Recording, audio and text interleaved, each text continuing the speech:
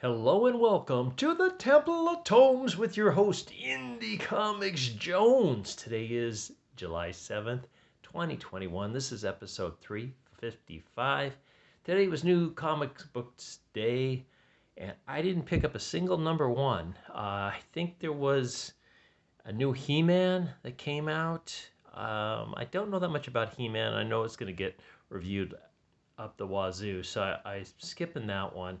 There was also a new X-Men coming out, and I'm just same deal. I'm not trying to do too much Marvel, too much DC. So I'm trying to stick with independents. There were some other ones that just didn't look interesting to me.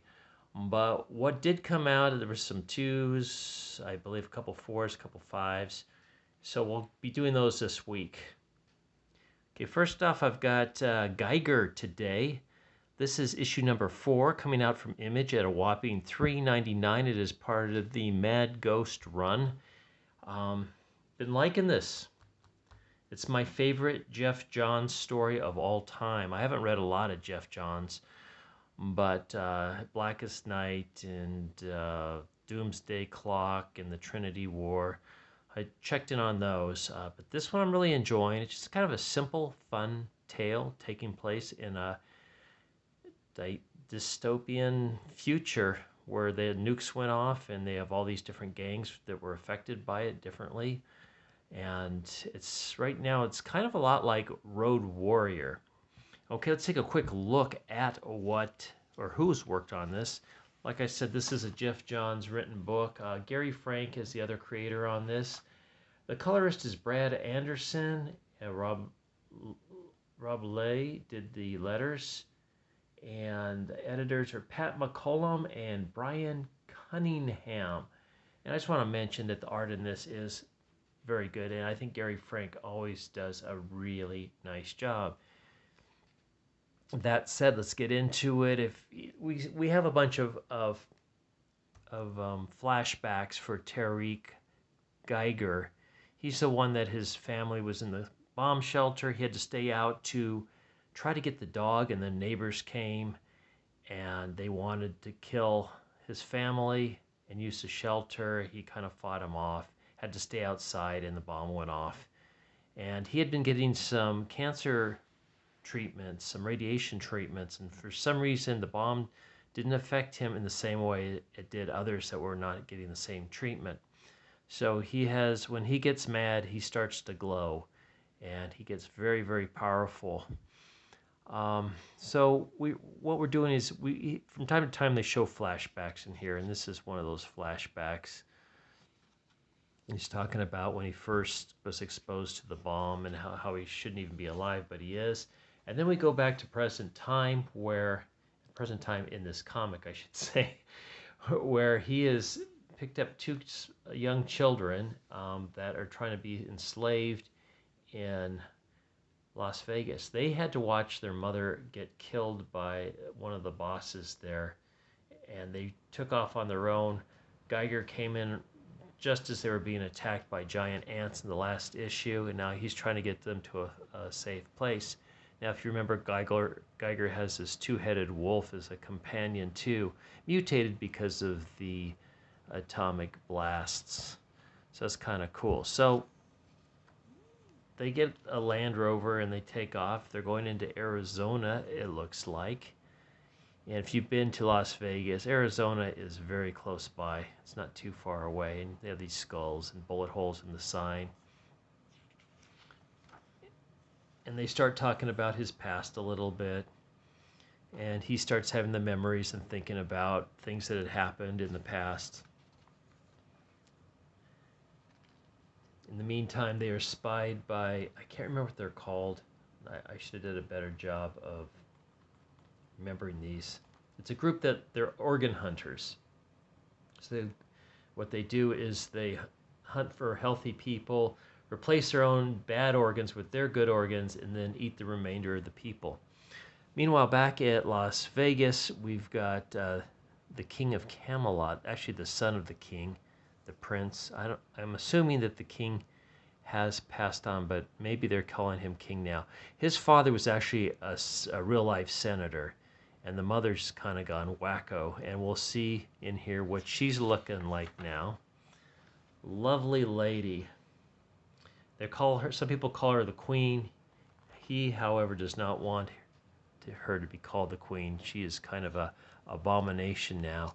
And we see a picture of the both of them together, and I think they're supposed to look like the Bushes a little bit, but maybe Trump. I don't know. But pretty corny, but fun.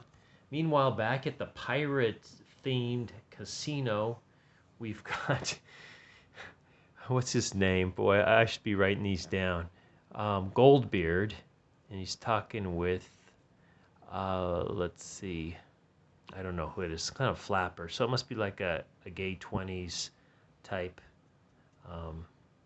roaring 20s type casino theme. They're all meeting together, talking about the children that they're trying to bring in.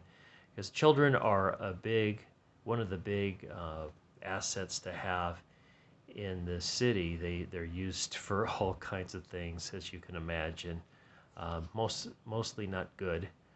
And also food is also scarce too, on top of that. So as we're moving along here, they're discussing their past a little bit, and suddenly in the rearview mirror they see they have company. Who they were spotted earlier. They're calling the Oregon people is what they're called, and they're chasing after Geiger and his companions. And we get this nice road warrior type attack on their Land Rover. As you can see, the little boy almost gets taken out, and this ambulance gets ahead of their Land Rover and opens the back up and jump onto their vehicle. So Geiger actually climbs up on the roof while the Haley takes over the wheel, and Geiger is able to fight off these intruders. He has to go atomic on them, and then he goes ahead and jumps on the vehicle behind him after throwing one of the guys into another vehicle, causing that to crash. So you can see he's on the hood of this car, and he jams the spike through the hood of the car, sending everybody flying. So he's basically taking everybody out. And then we get a quick scare from a guy that was hiding underneath the vehicle, apparently. Only to see they're safe now, only to see that someone else has spotted them as well. Howdy, miss. You lost. So next is God Bless America. This is a recommend, by the way. I've been enjoying it. It is, like I said, 4 issues in. Geoff Johns is doing a pretty nice job of keeping the story fresh, exciting, and funny at times. Also, it's kind of a little gross as well, to be honest. Okay, also coming out from Image is Snipe and Slug. I'm not sure which one. I'm assuming that's Snipe and maybe that's Slug. I don't know. He's the gun, she's the bullet. There you go. Coming out in 2021, Peter J. Tomasi is the writer for that. When we get a look at the next issue for Geiger here, on sale August 4th. This will be issue number 5. Looking forward to it. And then we also get from Mad Love, Mad Ghost shares the books we can't get enough of. Radiant Black, Firepower, that's Robert Kirkman's, and Good Asian, which is a fairly new book that has come out. Number 3 will be on sale July 7th, which was today. How about that? Bam. Echoland, something else coming out. I'm not sure what this is, if this is a new comic or if it's the trade, but that looks to be like a Robin Hood. Let's see. The story of Earth's last war starts with Hope's sticky fingers. So that's Hope, I guess. I'm not sure what's going on with that. Kyle Stark's Old Head. This is supposed to be hilarious. Dracula is T basketball player. I'm not sure what that means, but the hilarious action horror original graphic novel will settle the score in August. Oh, it's a score, I see. Dracula 1, basketball player 0. Second Chances also coming out. Ricky Mamani It looks like he's got Eddie Money playing the lead here. That's coming out in August 2021. Second Chances Hotline. Call now and get a new identity. Okay. And also, finally, the Me You Love in the Dark, Discovery Love Terror, August 2021 as well. This is Scotty Young creating this one. And it's the team that did Middle West. If that means anything, I don't know. I did not read that comic. Quick blurb for Stargirl, which I believe Geoff Johns had a big hand in when he was at DC, but now he's over at Image. Maybe he's still at DC. Who knows? Anyway, that's my review. This does get the Good Excavation seal of approval. Let's put it up here. Given out only by Indie Comics Jones on this channel. Thanks for stopping by and watching this review. As always, please like, please subscribe, please leave comments.